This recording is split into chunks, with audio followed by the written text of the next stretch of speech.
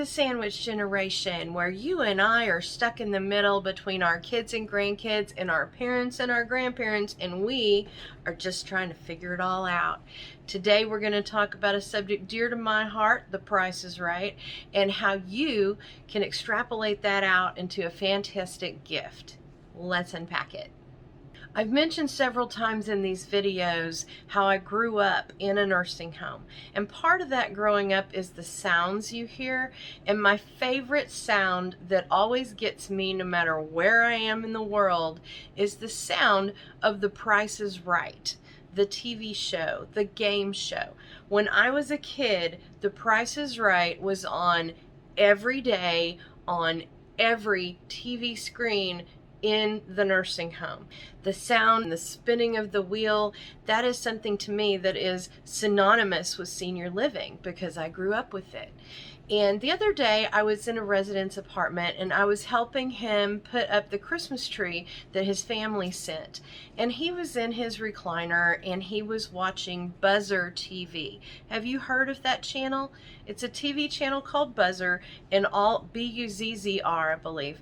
And all they do is play old, like from the 70s, from the 60s even, maybe even some of the 80s.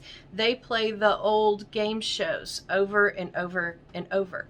My favorite one, oddly enough, is not The Price is Right, it's Match Game. And it's such a cool thing to have to figure out what the answer to the questions are in the time period that was. So when I was in there with him, we were watching The Price is Right, and when they're giving the pricing questions, he and I were getting a big chuckle, and he was telling me how he does the same thing.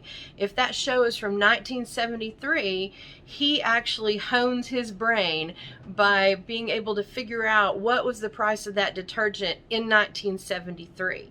And it's really just a fun new way to play that same game. But those games and all those game shows to them are from their past, from a happier time when they were more able to do things, and it feels very normal to them to hear those things on TV.